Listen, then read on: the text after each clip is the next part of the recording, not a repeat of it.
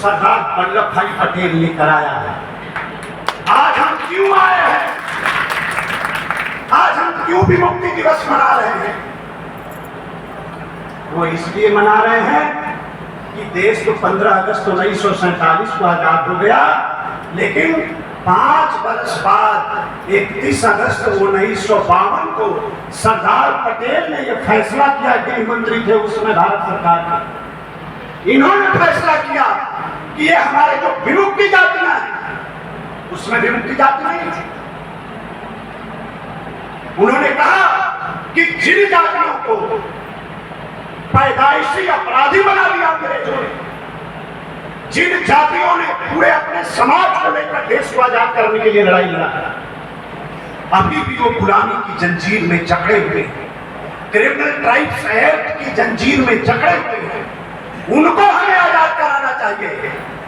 और criminal tribes act की जंजीर को काटने का काम, हमें आजाद कराने का काम, उस आपराधिक धारा और कानून से मुक्त कराने का काम अगर किसी ने किया तो उसका नाम सरदार वल्लभ भाई पटेल है। और जब धारा से हम लोगों को मुक्ति मिले तो हम लोगों को देश में क्या कहा गया कि ये विमुक्ति जाति, तब हमारा नाम विमुक्ति जाति। ये इतिहास और हम स्वागत करना चाहते हैं। उसी समय सरदार वल्लभ भाई पटेल ने कहा कि ये पूरी की पूरी कौम जंग आजादी लड़ी है, देश आजाद हो गया है, सारे राजभरों को, सारे चौहानों को, सारे निषादों को, सारे लोधियों को, सारी विमुक्ति जाति के लोगों को स्वतंत्रता संग्राम सेनानी घोषित कर देना चाहिए। ये सरदार वल्लभ ने कहा। अगर हम स्वतंत्रता संग्राम सेनानी घोषित हो गए होते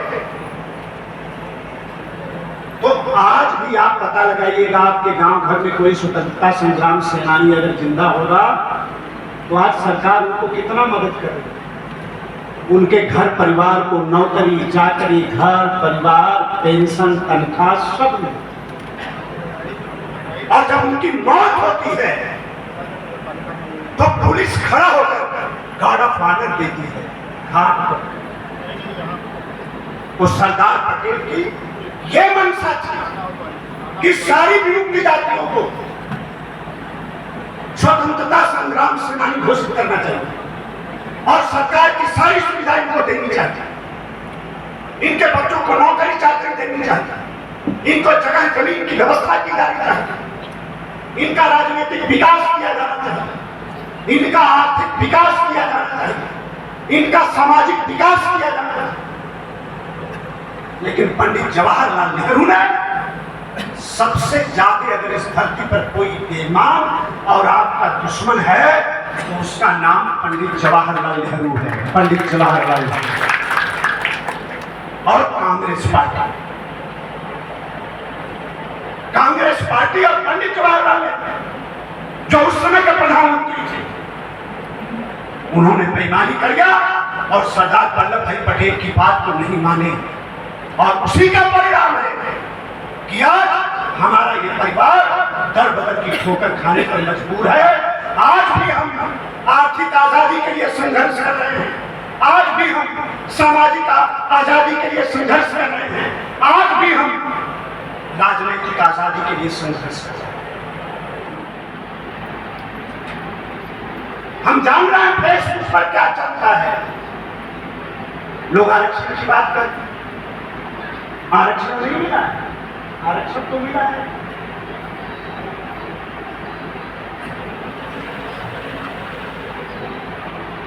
लेकिन सही नहीं मिला है।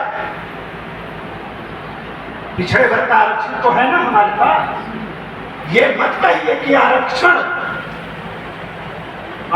में संशोधन करने का विषय उठाइए। आरक्षण तो आपको मिला, उसका लाभ कितना आपको मिला, सवाल यह है। जब 80 के दशक में इस देश के अंदर जब वीपी सिंह की सरकार बनी और बार बार मैं कहता हूं कि देश के अंदर कांग्रेस पार्टी हमारी सबसे बड़ी दुश्मन है और देश प्रदेश के अंदर जो भी कांग्रेस का समर्थन करता होगा, चाहे कोई व्यक्ति हो चाहे कोई पार्टी हो, वो भी हमारी सबसे बड़ी दुश्मन है। काका केलकर की रिपोर्ट से उठाकर देखिए और आ जाइए मंडल कमीशन से। जब वीपी सिंह की सरकार बनी, हम स्वागत करना चाहते हैं। जब देश में मंडल कमीशन उन्होंने लागू किया तो 1989 में उत्तर प्रदेश में किसकी सरकार थी? जरा बोलिए, कोई आदमी बताओ, दोनों को नहीं पता? पता है? मुलायम सिंह की सरकार थी। जब देश में मंडल कमीशन लागू हुआ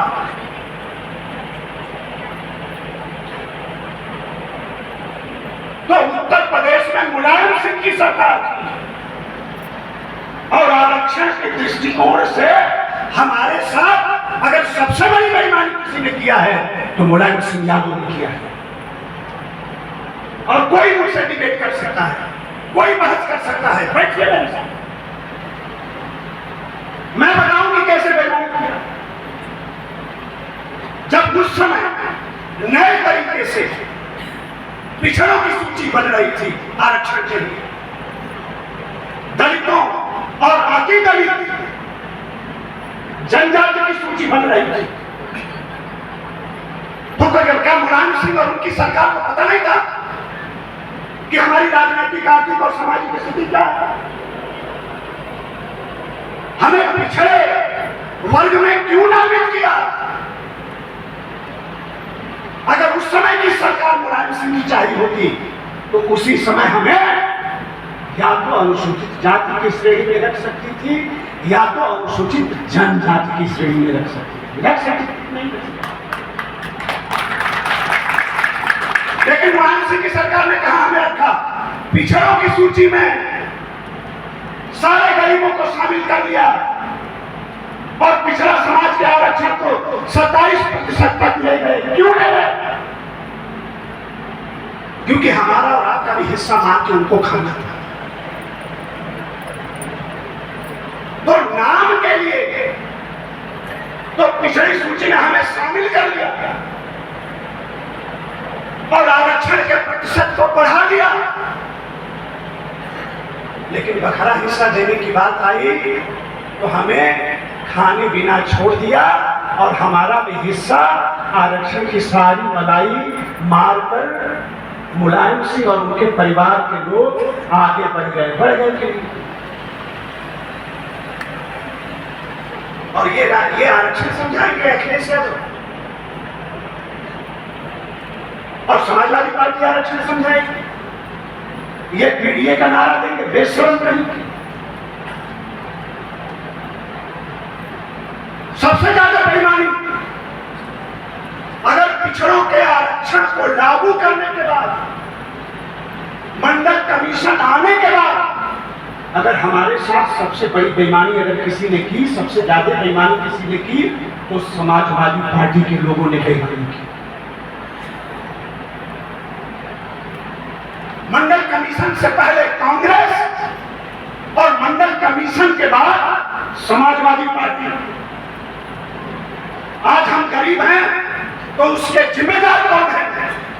या तो कांग्रेस पार्टी है या तो समाजवादी पार्टी, अखिलेश और मुलायम सिंह की पार्टी। अगर हमारे नौजवान बेरोजगार हैं, नौकरी नहीं, पढ़ाई नहीं, पेट भर भोजन नहीं, खाने को खाना नहीं, रहने को घर नहीं, पहनने को कपड़ा नहीं, अगर इसका कोई जिम्मेदार है तो 80 से पहले कांग्रेस पार्टी और मंडल कमीशन के बाद समाजवादी पार्टी। और इसलिए आप लोगों से कहना चाहता हूं कि आज का जो विमुक्ति दिवस का ये समारोह जो जानते हैं वो भी पूछ सकते हैं कि अनिल राजभर लग रहा है कोई नई लाइन शुरू कर रहे हैं। तो जो ये पूछ रहे हैं उनसे भी कहना चाहता हूं और उनके आकाओं से भी कहना चाहता हूं, और कई बार मैंने मंचों से कहा है, डंके की चोट पर कहा है कि समाज का भला कराएगा तो अनिल राजभर ही कराएगा, दूसरे के भूखे की बात नहीं।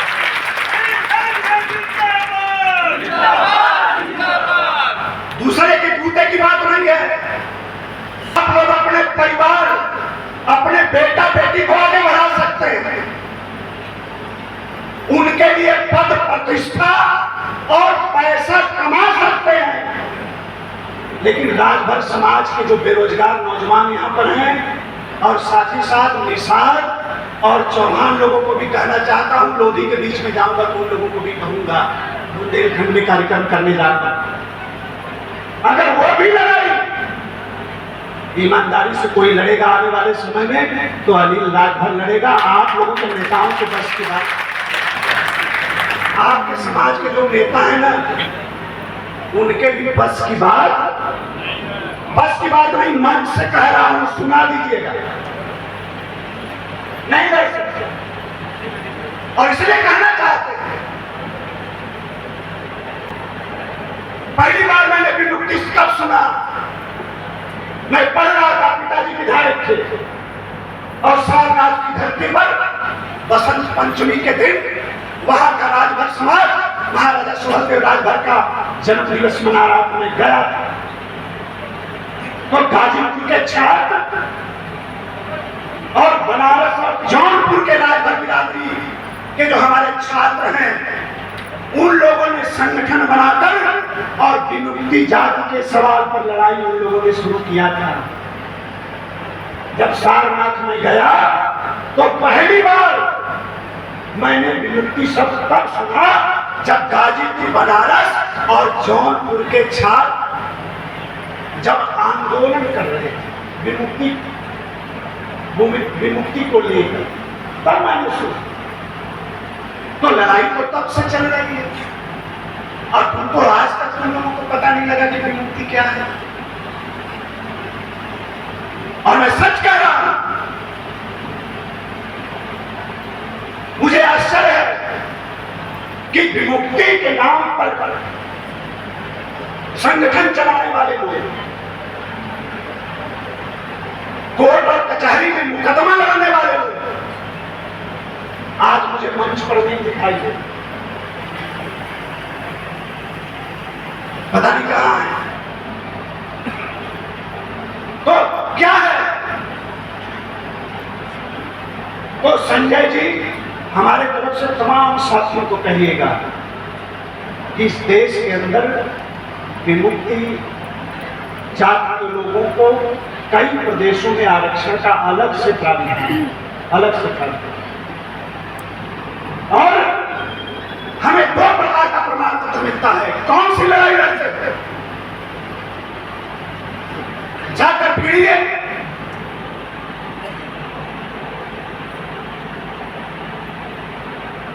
एक पिछड़े समाज का, एक विमुक्ति का। चौहान समाज के लोगों को भी कचहरी में जाना था, निषाद समाज के लोगों को भी जाना था कि हम विमुक्ति हैं, हमारा प्रमाण पत्र। और विमुक्ति प्रमाण पत्र का मतलब क्या है? शिक्षा में आरक्षण। यही है जो अनुसूचित जात और जनजाति के बच्चों को जो पढ़ाई लिखाई में सुविधा मिलती है। अगर हमारे पास विमुक्ति का प्रमाण पत्र है, हम विमुक्ति हैं, तो हमको भी वही लाभ मिलना चाहिए, हमारे बच्चों को भी मिलना चाहिए।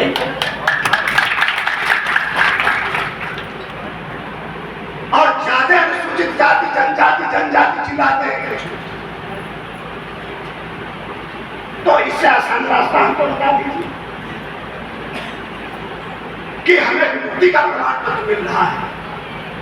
अब पढ़ाई लिखाई में अनुसूचित जाति जनजाति के बराबर हमको सुविधा मिल रही है। इसी यही सुविधा अगर हमको सेवा में भी मिलने लगे तो काम हो सकता है कि नहीं? तो आप अलग से सुगुफा छोड़ रहे हैं कुछ लोग, जो लोग कहते हैं कि पत्र लिख दिया है, बात कर लिया है, आज हो जाएगा, कल हो जाएगा। वो नहीं, उनकी सात पुष्ट भी आपका काम नहीं करा सकती है। मेरा लिख कर ये वादा है, आप नोट कर लीजिए कि जो लोग कह रहे हैं वो नहीं, उनकी सात औलादें भी नहीं करा सकती हैं। इसलिए कि उनकी नीयत में खोट है। ऐसे लोग कभी चाहे ही नहीं कि समाज को उसका हक मिले। मैंने तो कई बार कहा है कि जितने भी विधायक, सांसद, मंत्री जितने भी समाज में बने हैं, सबसे छोटा मैं, हमसे बड़े हैं, सब के सब बड़े हैं। काहे कि कुछ करा दिए थे, अभी तक क्या कर रहे थे, घास छील रहे थे, नहीं कर रहे। तो हमें याद है कि बहुजन समाज पार्टी की सरकार और हमारा विमुक्ति प्रमाण पत्र बंद करने का काम अगर पहली बार किसी ने किया प्रदेश के अंदर, तो बहुजन समाज पार्टी की सरकार में किया। सुखदेव जी भी मंत्री थे और रामचंद्र भी मंत्री थे, कालीकरण भी विधायक थे, काहे नहीं रोक दिए? और जौनपुर से लेकर बनारस, गाजीपुर तक समाज के छात्रों ने, हमारे नौजवानों ने धरना दिया है। आप पता लगाइए क्यों नहीं रोक लिए? और उस फैसले को आगे बढ़ाते रहे। कौन बढ़ाता? समाजवादी पार्टी।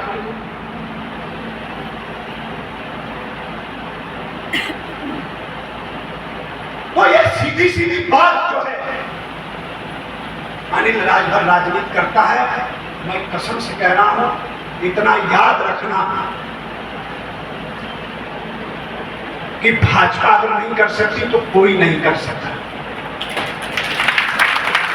अगर मोदी जी नहीं कर सकते हैं तो कोई नहीं कर सकता। अमित शाह और योगी आदित्यनाथ जी नहीं कर सकते तो कोई नहीं कर सकता। अनिल राजभर, मुन्ना, राम प्रवेश नहीं कर सकते तो कोई नहीं कर सकता।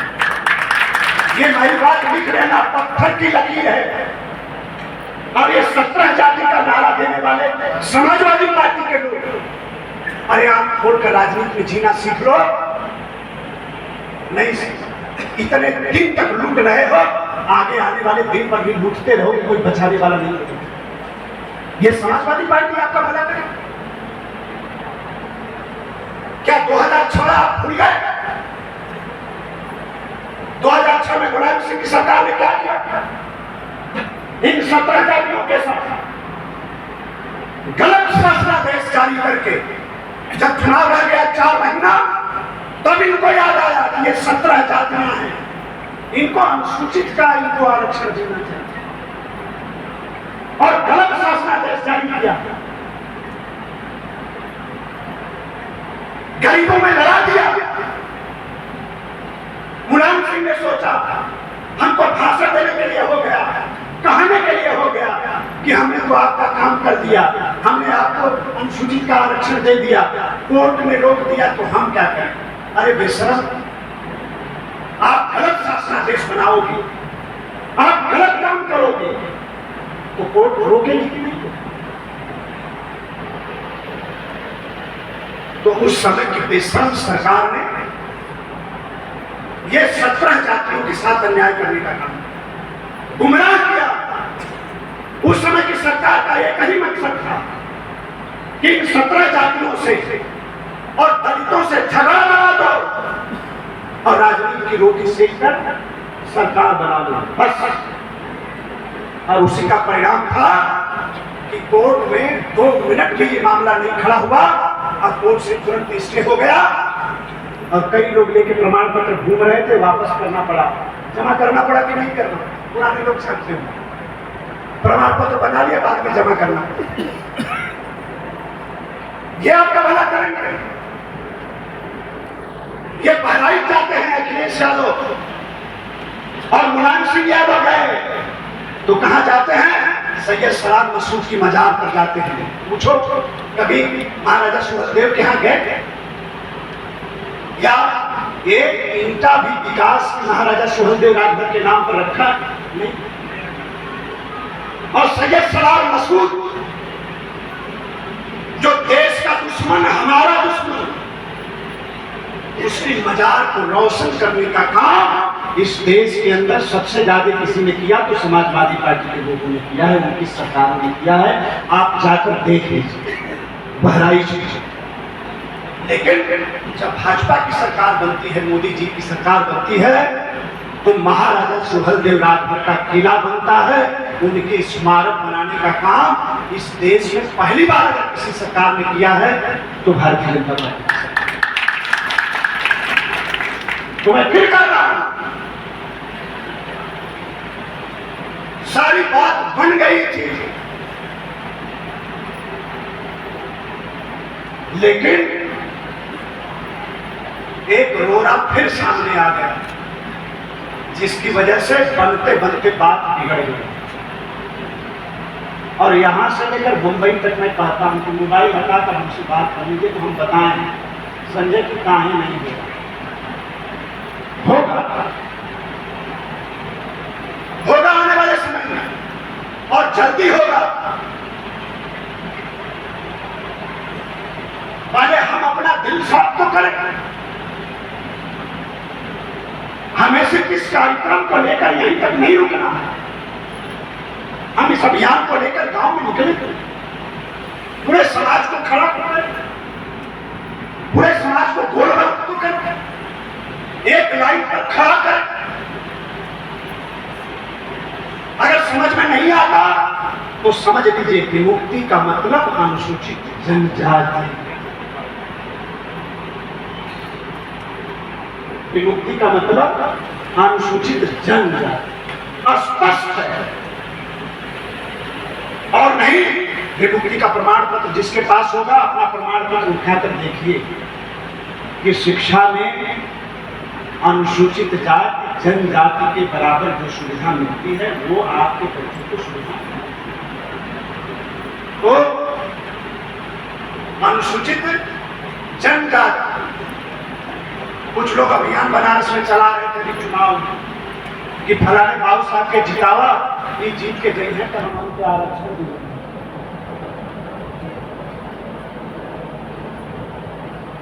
आप सोचिए, तो इस तरह का नाटक बंद कर लीजिए। अनिल राजभर का विरोध करना है तो और भी रास्ते ही विरोध करने के, विरोध करिए। और हमारा स्वभाव तो जानते हैं, हम मनाने भी नहीं जाते कभी, और रास्ता दिखाइए। इस मंच पर जो हमारे नेता बैठे हैं, हम सभी लोगों का विरोध करना है, कुछ और बहाने विरोध करिए, विरोध करने के लिए दुनिया भर के रास्ते। लेकिन आरक्षण का बहाना बनाकर, आरक्षण का कंफ्यूजन क्रिएट करके, समाज को गुमराह करके, सरकारों को गुमराह करके समाज का नुकसान मत करिए। आप सब लोगों के बस की बात नहीं है, कई जन्म लेंगे तब पता लगेगा।